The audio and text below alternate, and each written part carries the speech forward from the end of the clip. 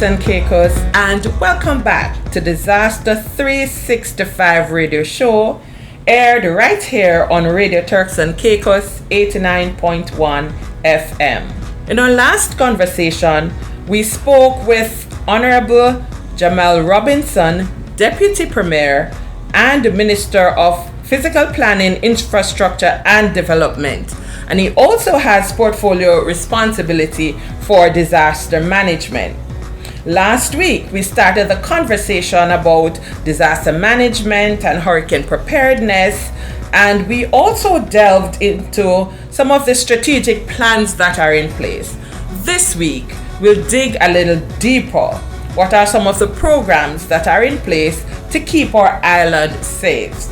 We will explore how our communities can engage more in these efforts, and also the infrastructural developments that are taking place to enhance our resilience.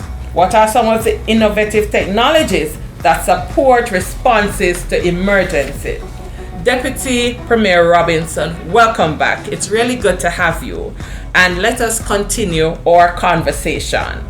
In our last conversation, you mentioned the whole matter of CDEMA, the Caribbean Disaster Emergency Management Agency, and also that you would have been engaged with them. Now, how can you describe the role that you play as a member of the CDEMA participating state as minister, and how can you advocate for our nation's specific needs in contributing to the broader regional disaster management agenda? Thanks, Allison, and it's good to be back on Disaster 365 on Radio Turks and Caicos. Hello again, Turks and Caicos. So, on my role at the CARICOM CDEMA ministerial meetings, it's several layers, really and truly, because number one, I'm a voice for national concerns and needs in the regional disaster management discussions that takes place. And of course, being that voice, and even from early o'clock, Turks and Caicos has been a big beneficiary of the regional mechanism through CDEMA. So at the last count, I believe Turks and Caicos, for every dollar that we invest in the regional system in terms of our contributions, we get a return of over $2 to $3 back. So if we invested $100,000, we get at least $300,000 back in resources, or even more than that, right? So we're definitely one of the beneficiaries, and being at that ministerial meeting helps us to be in that type of position. Being there, we get an opportunity to learn from each other.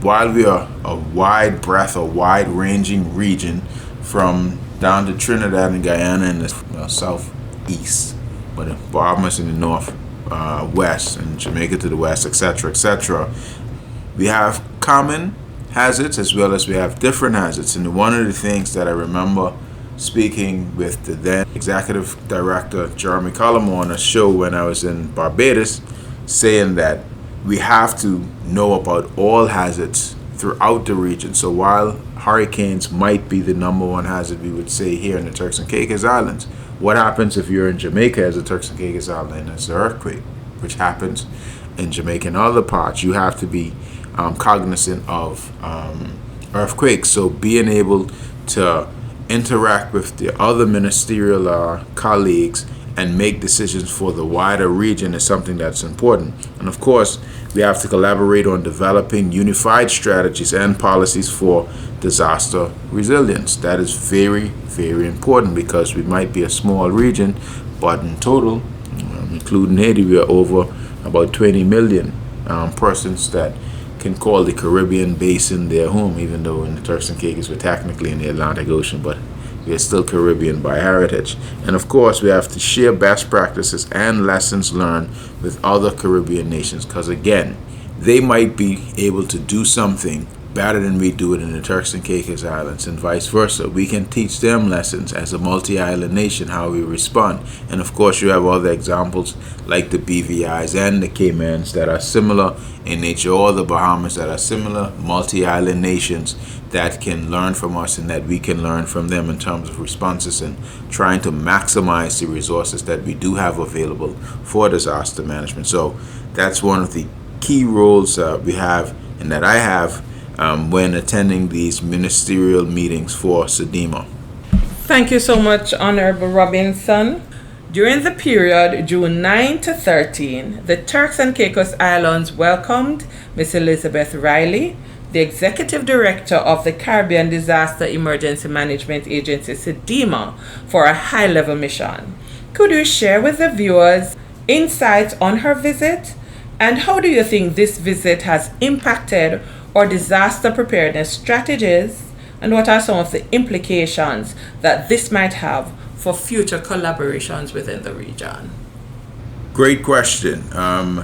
It was actually a very successful visit in general, and I'll get to specifics, but more so as well because me and Elizabeth Riley, Executive Director, actually entered the world of disaster management around the same time back in 2005, 2006, so over 20 years ago, her being a program officer with CDEMA and me coming in as a young disaster management coordinator counterpart, or director counterpart as it would have been called. And it's great to see, I guess, our growth in the disaster management realm and us in our respective roles today being able to help lead our region further. So again, some of the key things from the visit, talking about strengthening the ties with CDEMA, which is a very great organization that's grown leaps and bounds over the last several decades from its Sedera time, for persons who might not know what we've come from, enhancing our disaster preparedness framework, looking at our resources that are needed and what we need to get from our stakeholders, as well as highlighting areas for improvement and potential resources. Again, setting the groundwork for future collaborative projects and initiatives. So these were very in-depth discussions talking about our early warning systems needs and marshaling not only the direct technical support from CDEMA, but also seeing how we can leverage access to financing and technical support from other entities like the CDBs of the world, who are great partners for throughout the region itself. Thank you, Honorable Robinson. I'm aware that the Community Resilience Framework Pilot Project is one that the TCI would have benefited from its interactions with CDEMA. And I think that segues nicely into my next question, which is for you to highlight the importance of community engagement in our disaster management strategy. And in your view, what can residents do to ensure that they are adequately prepared, not just for hurricanes, but for the various hazards that we face here in the Turks and Caicos Islands? Thanks again. So, the importance of community engagement in disaster management. There's several reasons why it's very important. It's essential for tailoring response plans to the local needs and capabilities. If we are not engaged with the communities themselves, it would be harder to plan because one size doesn't fit all. The needs of a community like a Five Keys in Providencial Islands is different from South Back Salina and Grand Turk. It's different from Q North Caicos versus a Conch Bar Middle Caicos. So that could be 4 different communities with 4 varying needs. So we have to be able to engage the community so we can calibrate our response plans as well as the resource mobilization needs for each particular community. Of course, overall, we want to encourage self-sufficiency and resilience among residents as one of the things that's been around from time immemorial.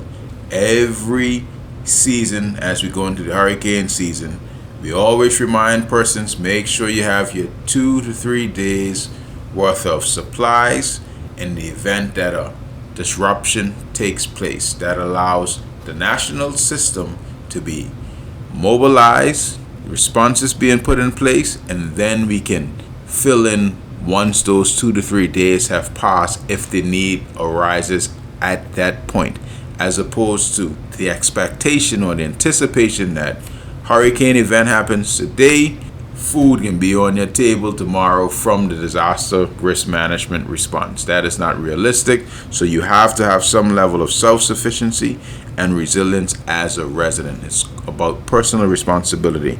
And of course, residents should always participate in disaster drills, stay informed about your local plans, and maintain your emergency kit. So if you haven't done so as yet, please check your emergency kits to make sure you have your batteries, your flashlights, your extra meds, a good piece of rope, your food stocks that are non-perishable, all those things in your emergency kit, or your first aid kit, of course, since we're talking about kits, to ensure that you're ready and ensure whatever is expired is changed out, so you have all fresh supplies and materials going into the peak of the hurricane season. Because the last thing you would want to find out that the pack of batteries or the flashlight that you had stored just isn't working because you haven't looked at it in the last 3 years, and then it's just eroded, and then it's just no use to you.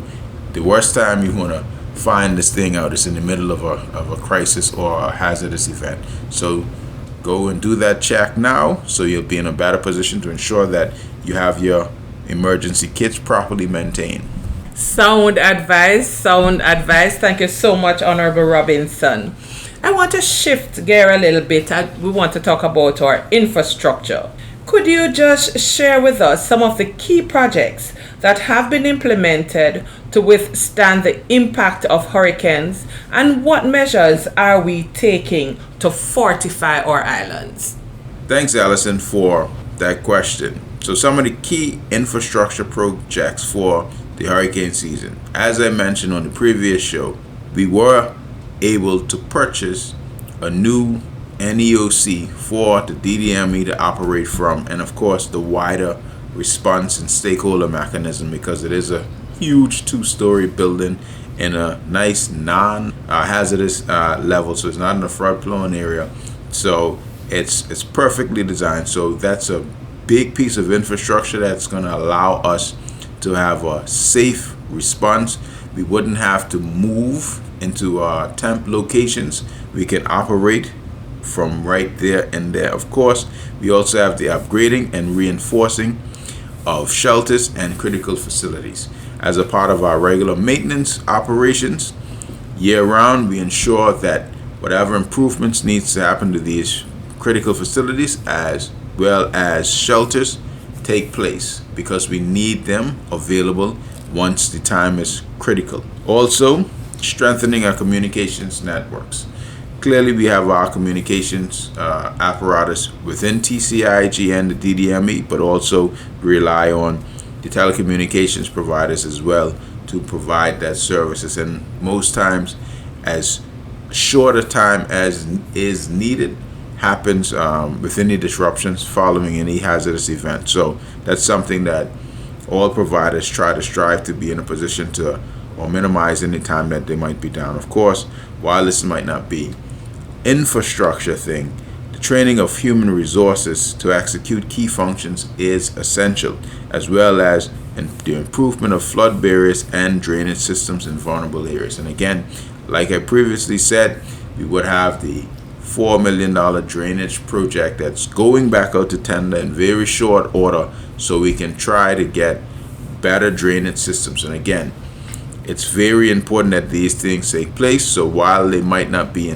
completed by the beginning or through this hurricane season, and hurricane seasons going forward, they'll be in place, because it's all about improvements over time. So as long as we're in a better position than we were last hurricane season, and we get in a better position in upcoming hurricane seasons, and we slowly but surely make the type of progress with the investments that we are making in our road networks and our infrastructure upgrades and our shelter upgrades, etc., I think we'll be in a better place over time.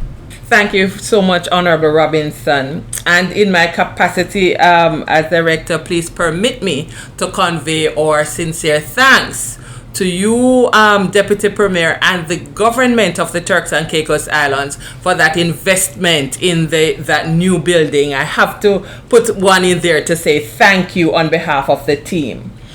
It is said that we often learn most through stories. Could you share an example where the preparedness measures taken were particularly effective in mitigating the impact of a past hurricane? Well, definitely the hurricane that I think preparedness definitely quote-unquote saved the nation was during Hurricane Ike.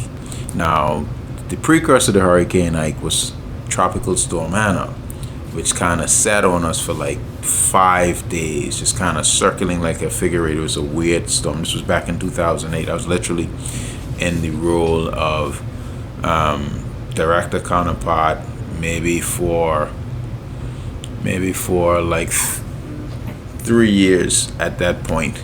And I literally just got married that summer, right? So my wife moved to Turks and Caicos, Grand Turk particularly, maybe 2 months prior. And you're talking about September 6th, after a week of dealing with Hannah, Hurricane Ike came. So the persons on Grand Turk and the Turks and Caicos in general were actually on their game, because we didn't get any boats that week from Miami, so Tropical couldn't come in. So everybody's like, you know what? This thing coming off the coast of Africa, we need to take this seriously. So with the boarding up of the houses, people being in, nobody being on the road, all the advice that was given from DDME at the time, it was taken. And of course, even beyond that was the utilization of a strong building code. So while that might not have been a preparedness act specifically, it was a mitigation measure by having the building code, and it was actually enforced. Because when Ike actually hit us, I remember person saying that the UK chopper that's like in the boat or whatever cutter that came down, which we actually had like maybe months before, had the visitation where you come and you go on the board, have cocktails, and you hope you don't see them again for the rest of the year, because if you see them again, it's likely a storm that's hit. They actually went back on board. Now this is I don't know if you can call it old wives' tale, but they apparently went back on board once they saw the type of devastation on the island of Grand Turk, South Caicos, Soil Key. They went back for body bags. But through the will of God, mitigation and preparedness efforts, no one passed during that storm. It was literally a miracle. However, in the midst of miracles, there's also what you can do as residents and citizens.